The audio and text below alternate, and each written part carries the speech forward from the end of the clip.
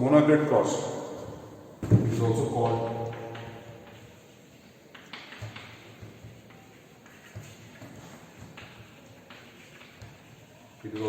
inheritance of one gene. So monohybrid cross, it is the cross involving a single character, right? So that single character here is the stem height. So we can define this monohybrid cross in other way also, right? So it is a cross between two homozygous pea plants differing in one pair of contrasting characters, or we can say it is a cross between two homozygous pea plants having one pair of contrasting characters, right? So Mendel conducted this cross in pea plants. So we shall write the experiment here.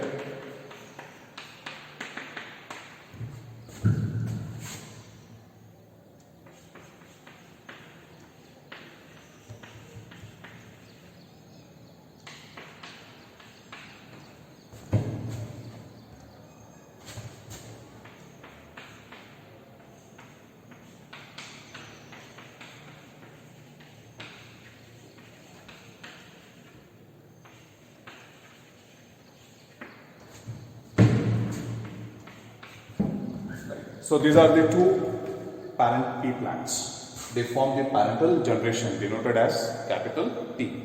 So this is the genotype of one parent pea plant which is homozygous tall, and this is another parent pea plant which is homozygous dwarf. So here capital T, two dominant genes or two similar genes, right? It forms the homozygous condition. Here again a pair of similar genes, it forms the homozygous condition. Here this genotype produces a phenotype which is tall. Here this genotype produces a phenotype which is dwarf. So a cross between these two homozygous pea plants differing or having one pair of contrasting characters. So tall and dwarf is one pair of contrasting character. Now these pea plants, they produce gametes. So we can write G here for the gametes. So homozygous plants produce one type of gametes. So all gametes will have a dominant gene, right? Here this is also a homozygous parent plant. It will also produce gametes which are of one type. So all gametes will have a recessive gene. So next, the gametes are fused, right? The fusion of gametes. So here the gametes are fused to obtain the new offspring which is F1.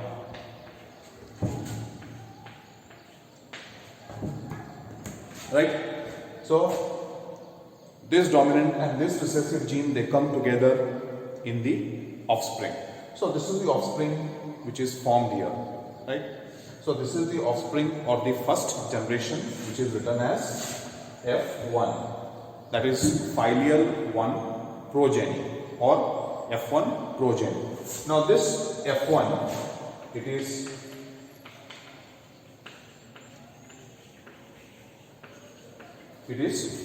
heterozygous, right?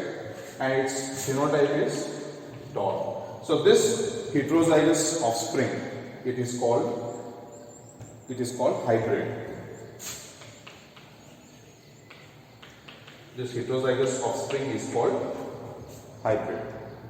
Now, what Mendel did in the next part, Mendel crossed F1 plants to obtain F2 generation. So we shall cross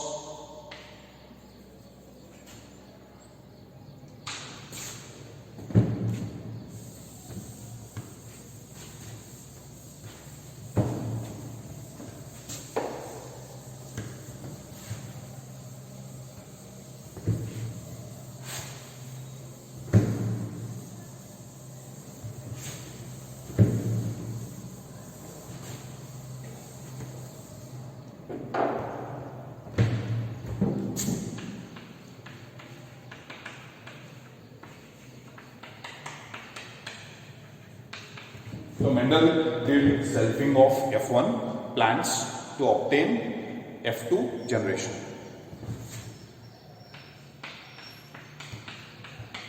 So these are the two F1 plants which are selfed or crossed. Now here,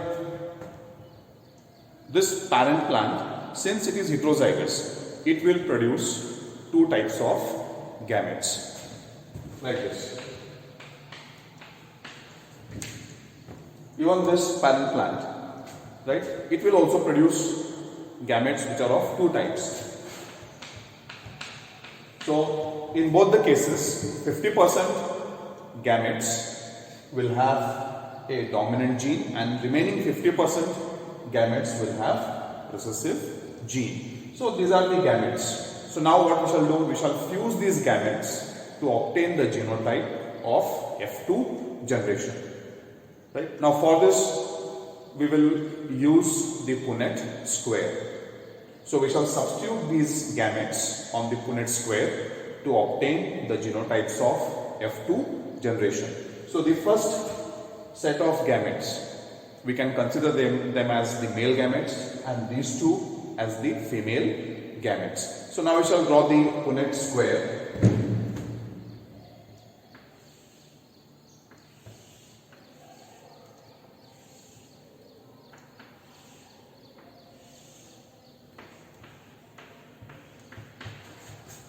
So this is the Punnett square. So in the Punnett square, we have made 4 boxes because we are crossing 2 male gametes with 2 female gametes, or we are fusing 2 male gametes with 2 female gametes. So 2 into 2 is equal to 4. So we will get 4 genotypes of the F2 generation. So we are writing the gametes here, male gametes and the female gametes. So these two are the male and these two are the female gametes. So we shall fuse these gametes to obtain the genotypes.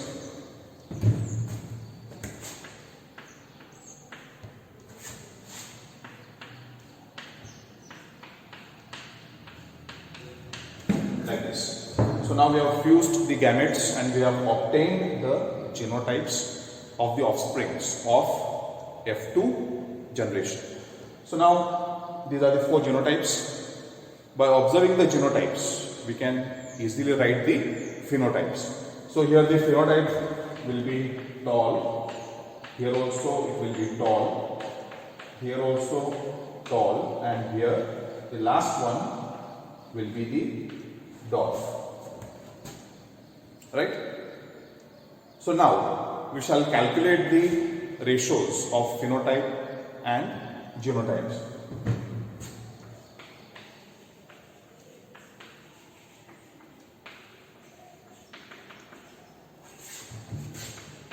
So what is the phenotype ratio here? So these are the phenotypes, tall, tall, tall and dwarf. So how many tall offsprings are present? 1, 2 and 3. So 3 tall offsprings. Dwarf is only 1. So we shall write like this. So 3 is to 1. Right? 3 tall and 1 dwarf. So this is the phenotype ratio that we obtain here in monohybrid cross experiment. Then the genotype ratio.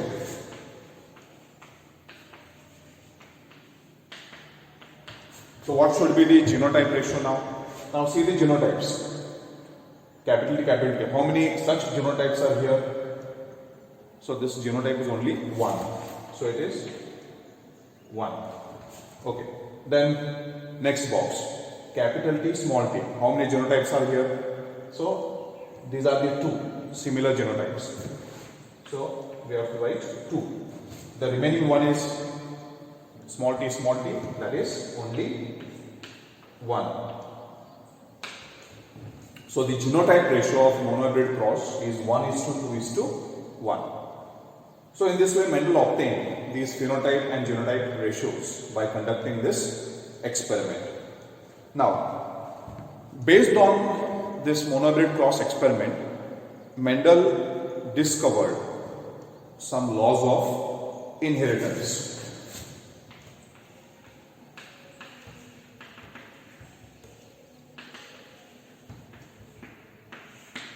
right? So Mendel discovered two laws of inheritance or two laws of heredity from this experiment. So the first law is the law of, the first one is the law of dominance, right? So we shall discuss this law of dominance.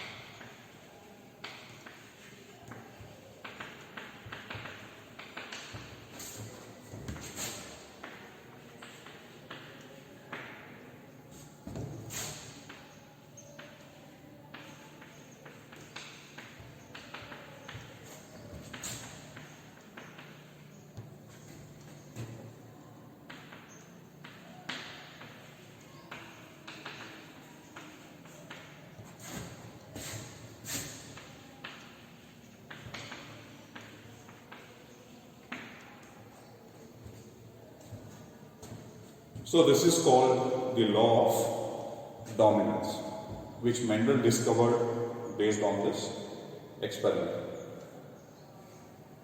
So what this law says, characters are controlled by discrete units called factors. Discrete units. Discrete units means distinct or separate, right? So distinct units or separate units called factors. So here factors, we can call them as genes. So all characters, they are controlled by distinct genes. Then factors occur in pairs. It means genes controlling a character, right? Genes controlling a particular character, they occur in pairs. Then in case of dissimilar factors, right?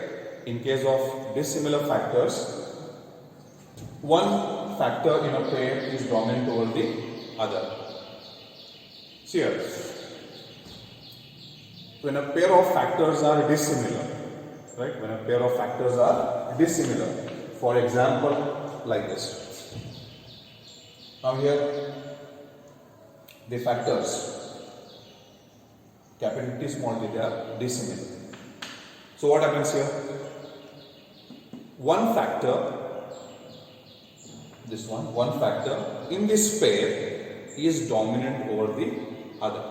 So here capital T is dominant over small t, right? So this is called the law of dominance.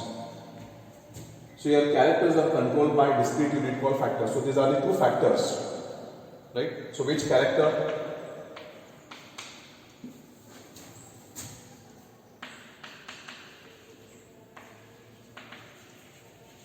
Stem height.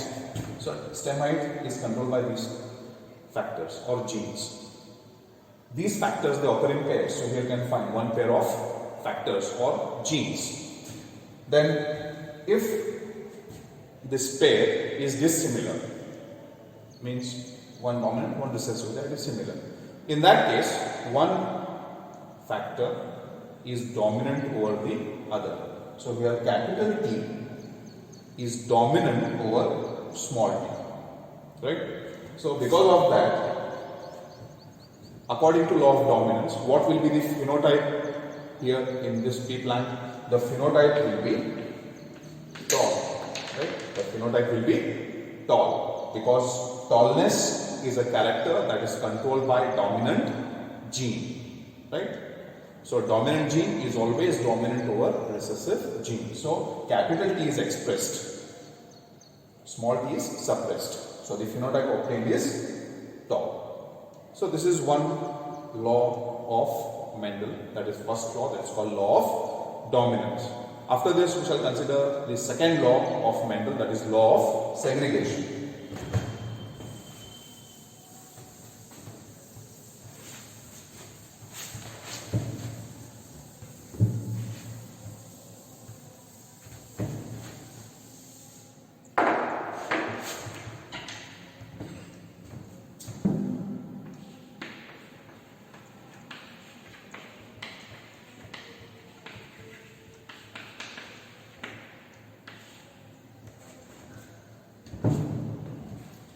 So, we shall discuss the law of segregation. Segregation means to segregate, right?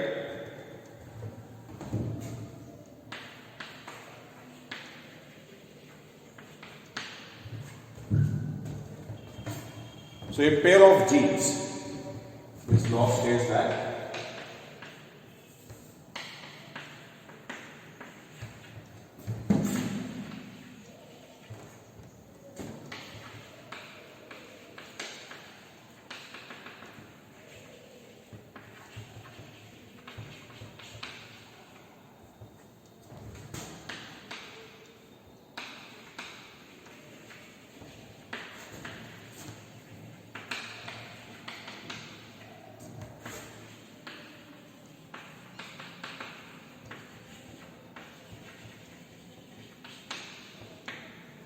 so this is the statement of law of segregation, that is the second law of Mendel.